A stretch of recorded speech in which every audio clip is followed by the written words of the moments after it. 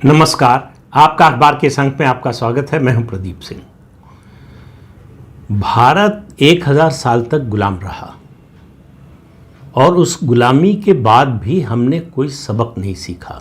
कोई उससे ये समझने की कोशिश नहीं की कि ऐसा हुआ क्यों, और न ही इस निष्कर्ष को निकालने की कोशिश की या इस बात को जानने समझने की कोशिश की या उसके बारे में कुछ करने की सोची कि फिर ऐसा ना हो, इसके लिए क्या करना चाहिए।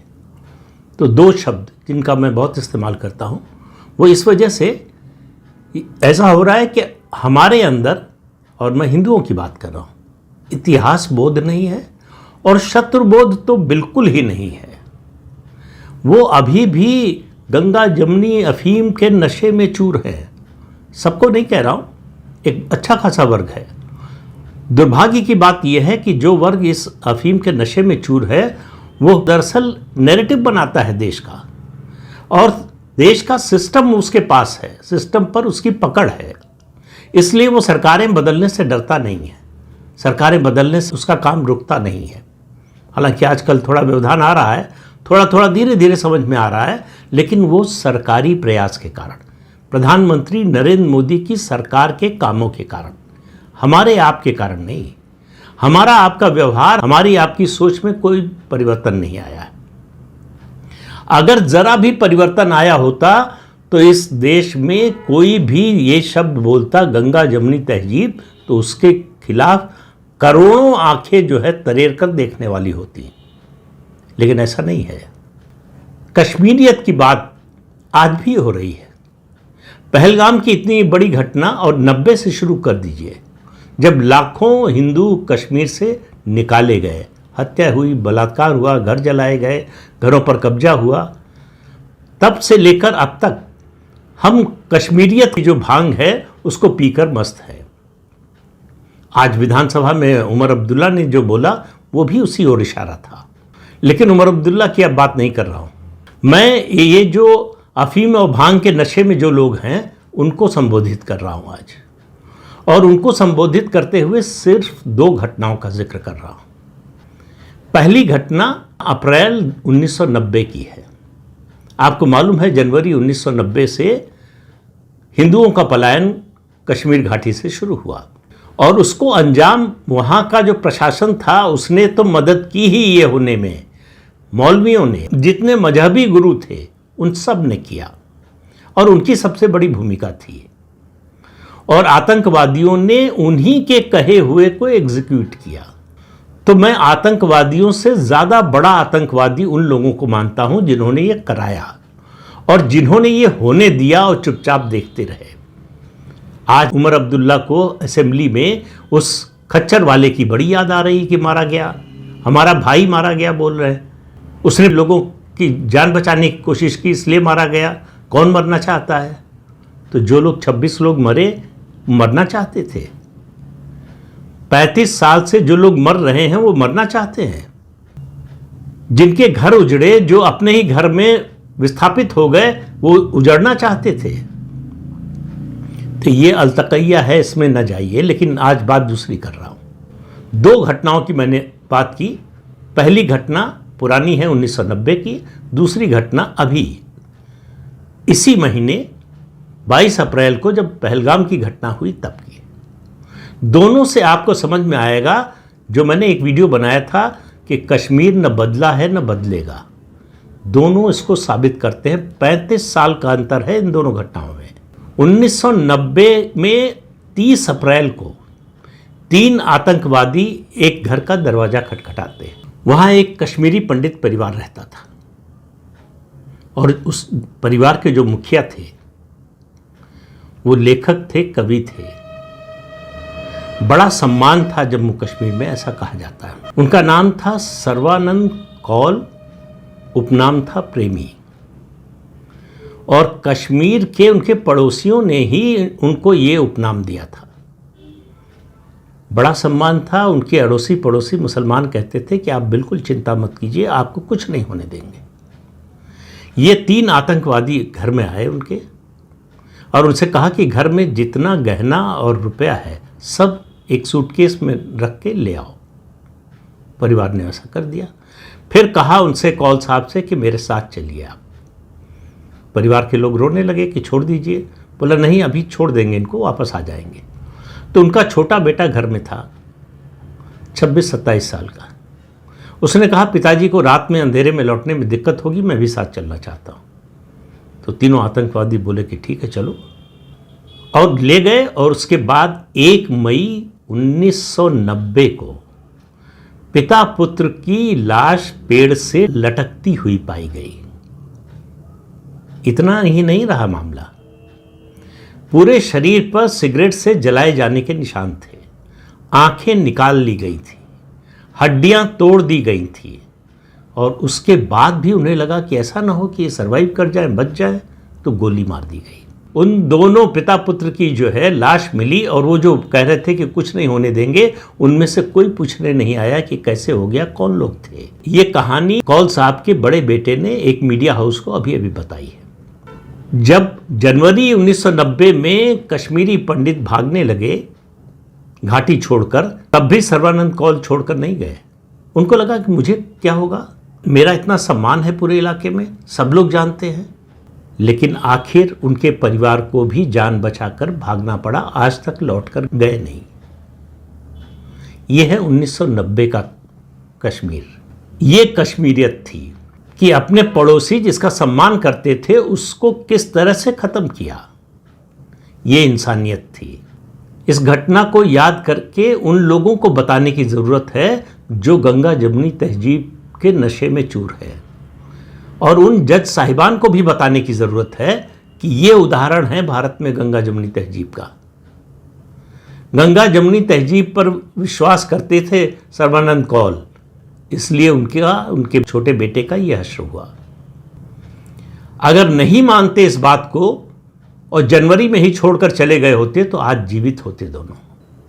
लाखों लोग जान बचाकर अपना सब कुछ जिंदगी भर का कमाया हुआ छोड़कर, अपना पैतृक आवास छोड़कर अपने ही देश में शरणार्थी बन गए। तब ये गंगा जमुनी तहजीब बताने वाले कहाँ थे?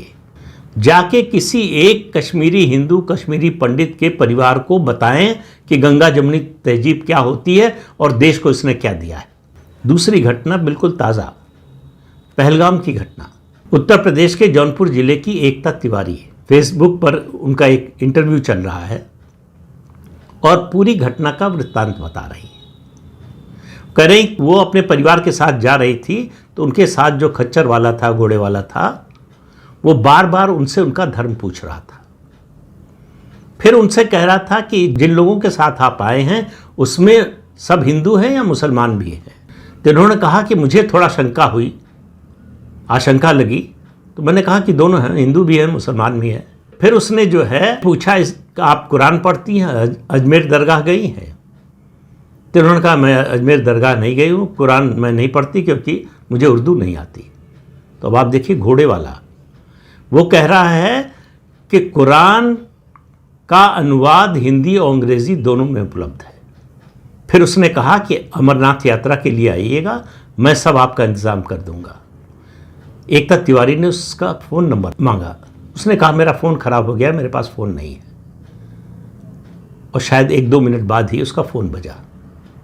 जूते में छिपा कर रखा हुआ था और फ़ोन पर बात कर रहा था कि प्लान ए फेल हो गया है, अब प्लान बी पर काम करने की ज़रूरत है।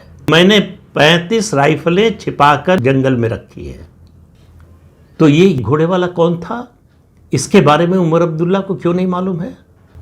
और ये जानबूझकर, ये और इसके कई साथी जानबूझकर पहलगाम आए हुए जो पर्यटक थे उनको उस जगह पे ले गए जहां उनको मारा जाना था, जहां आतंकवादी इंतज़ार कर रहे थे कि यहां तक पहुंचे। तो ये गंगा जमुनी तहजीब का नया उदाहरण है, कश्मीरियत का नया उदाहरण है, इंसानियत का भी नया उदाहरण है। तो एकता तिवारी कहती हैं कि मुझे फिर शक हो गया इस पर और मुझे लगा कि कुछ गड़बड़ है। तो हम लोग जहां पर घटना हुई, उन्होंने कहा उससे 500 मीटर पहले ही रुक गए, उतर गए और जो बाकी लोग थे, जो समूह था पर्यटकों का, उनके पास चले गए। पुलिस कंट्रोल रूम फ़ोन किया गया, वहाँ से कहा गया कि इतना उत्तेजित होने की ज़रूरत नहीं है, कोई ऐसी सिचुएशन नहीं है। जाहिर है जिसने जवाब दिया होगा उसने ऊपर तो नहीं बताया होगा। ये है एकता तिवारी का वृत्तांत, आंखों देखी कमेंट्री है ये जरा लाउड स्पीकर पर चलाकर सैफुद्दीन सोज कांग्रेस के नेता हैं जम्मू कश्मीर में, उमर अब्दुल्ला मुख्यमंत्री हैं जम्मू कश्मीर के, इन सब लोगों को सुनाया जाना चाहिए।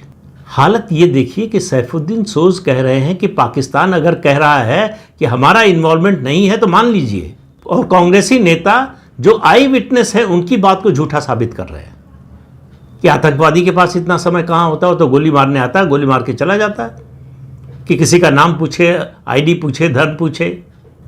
जिसके घर के लोग गए, जिसके पिता, जिसके पति, जिसके भाई का कत्ल उसकी आंखों के सामने आया, खून के थक्के उनके चेहरे पर और शरीर पर आए, वो लोग कह रहे हैं कि धर्म पूछा गया, फिर जांचा गया, तब मारा गया।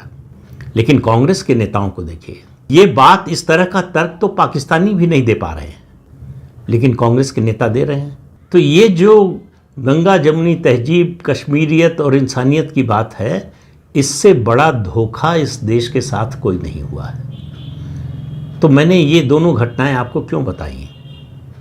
सिर्फ इसलिए कि शत्रुबोध का भाव जागृत कीजिए, पहचानिए कि कौन धोखा दे रहा है और कौन मौका मिलने पर आपकी गर्दन उड़ा देगा। और वो ज़रूरी नहीं कि कोई बाहर से, पाकिस्तान से आया हो, आपके मोहल्ले का हो सकता है, आपके शहर का हो सकता है, आपके पड़ोस का हो सकता है। तो फिर कह रहा हूँ, बार बार कहता हूँ कि इसका मतलब ये नहीं है कि तलवार लेकर निकल जाइए। जानकारी, अगर आपके पास जानकारी होगी और समझ होगी तो आप एकता तिवारी की तरह व्यवहार करेंगे और अपनी और अपने परिवार की रक्षा कर पाएंगे। अगर एकता तिवारी के मन में भी कश्मीरियत और गंगा जमुनी तहजीब का भाव होता तो वो वहाँ तक पहुँच गई होती जहाँ से लौटकर फिर कहीं कभी नहीं आती, वो उनका परिवार पूरा मारा जाता। सिर्फ जो है इतिहास बोध कि पिछली घटनाओं में किस तरह से क्या हुआ, और शत्रु बोध कि ये जो आदमी है हमारे साथ, ये मेरा मित्र नहीं है, ये शत्रु नहीं है तो शत्रुओं से मिला हुआ है। ये भाव जब तक नहीं आएगा तब तक कोई बदलाव नहीं होगा। आज जम्मू कश्मीर में जो कुछ हो रहा है, मतलब इस पहलगाम की घटना के बाद, उसके धोखे में बहुत से लोग आ जाएंगे कि देखिए सब शांति है, और जोर शोर से इसका प्रचार कर रहे हैं उमर अब्दुल्ला। मैंने 26 साल में ये दृश्य कभी नहीं देखा कि आतंकवादी घटना के विरोध में लोग सड़कों पर उतर रहे हों। आपने 26 साल में ये भी नहीं देखा कि ऐसा प्रधानमंत्री देश में है। आपने ये भी नहीं देखा कि ये नया भारत है। आपने ये भी नहीं देखा कि अब आतंकवादियों को बचाने वाले एक आका नहीं बचे हैं। अब दिल्ली से उनको बचाने का आदेश नहीं आता है, उनके सफाई का आदेश आता है। तो आप डरे हुए हैं, इसलिए ये भाषा बोल रहे हैं, वरना इतने दिन में क्या बदल गया? 35 साल से जो सिलसिला चल रहा है और आपकी जबान से कुछ नहीं निकला, आज क्या हो गया? अभी 2019 तक जब अनुच्छेद 370, 35 से ये हटाने की बात हो रही थी, तो यही पिता पुत्र बोल रहे थे कि कोई तिरंगा उठाने वाला नहीं होगा, खून की नदियां बह जाएंगी, पाकिस्तान से बात कर लो। हर 2 महीने 3 महीने पर ये लोग बयान देते हैं कि पाकिस्तान से बात करनी चाहिए। कौन है पाकिस्तान? क्या रिश्तेदारी है पाकिस्तान से कि वो हमारे लोगों को मारे, निर्दोष लोगों को मारे, बम गिराए, गोली चलाए, और हमको उससे बात करनी चाहिए? तो ये एक बात मानकर चलिए कि ये आपके समाज के और आपके देश के हितैषी नहीं है। इनका एजेंडा बिल्कुल क्लियर है, इनको कोई कंफ्यूजन ही नहीं है। समय समय पर परिस्थिति के अनुसार जैसे सांप केंचुल बदलता है, वैसे ही ये केंचुल बदलते हैं। ये आस्तीन के सांप हैं। और एकता तिवारी ने यह भी कहा, ये जितने घोड़े वाले, खच्चर वाले थे, सब आपस में मिले हुए थे। तो ये नरसंहार हो न पाता अगर स्थानीय लोग मिले हुए न होते। आतंकवादी तो पाकिस्तान से आए थे, लेकिन ये तो हमारे घर में रहकर हमारे खिलाफ षड्यंत्र रच रहे हैं, हमारे निर्दोष लोगों की हत्या करवा रहे हैं, और फिर ये इसी तरह से घूमेंगे। फिर आतंकवादियों को शरण देंगे, फिर उनकी मदद करेंगे, फिर उनके लिए फील्डिंग सजाएंगे, निर्दोष लोगों को लेकर वहां जाएंगे जहां आतंकवादी उनकी हत्या करने का इंतजार कर रहे होंगे। तो इसलिए मैं बार बार कह रहा हूं कि शत्रु बोध का भाव जागृत कीजिए, समझिए। इस भुलावे में अब आप देखिए, सामान्य आदमी की तो बात छोड़िए, जो उसने सुना है पढ़ा है उसके आधार पर धारणा बना लेता है। अगर देश की शीर्ष अदालत में बैठा हुआ न्यायाधीश इस तरह की बात करे तो आप समझ सकते हैं कि देश की मनस्थिति कहां पहुंचा दी गई है। जिस कौम के लोगों ने 800 साल हमको गुलाम बनाकर रखा, हमारे मंदिर तोड़े, हमारे धार्मिक स्थलों पर कब्जा किया, देश के बहुत बड़े भूभाग पर कब्जा किया, हमारे ऊपर अत्याचार किए, हमारे ऊपर टैक्स लगाया, जबरन धर्म परिवर्तन कराया, हत्या की, बलात्कार किया, सब कुछ किया, उनको भाई भाई बोल रहे हैं कि गंगा जमुनी तहजीब जो है कहती है कि दोनों साथ मिलकर रह सकते हैं। एक बड़े मुस्लिम नेता का नाम बताइए जो ऐसा कहता हो। और सबसे ताज़ा इस कड़ी में तो मुल्ला आसिम मुनीर, उसको जनरल वनरल नहीं कहना चाहिए, वो जनरल होने को योग्य भी नहीं है। दुश्मन देश का है तब भी जनरल कहलाने के योग्य नहीं है। तो जागिए और समझिए। समझे बिना गुजारा नहीं होने वाला। समझे बिना अपने समाज को, अपने देश को नहीं बचा पाएंगे। और इसी तरह से जैसे 1000 साल धोखा खाया, आगे आने वाले 1000 साल भी धोखा खाते रहेंगे। तो इस अंक में इतना ही। अगले अंक में फिर मिलेंगे किसी नए मुद्दे के साथ। तब तक के लिए अनुमति दीजिए। आपसे अनुरोध है कि ये चैनल देखिए, शेयर कीजिए, लाइक कीजिए और सब्सक्राइब जरूर कीजिए। नमस्कार।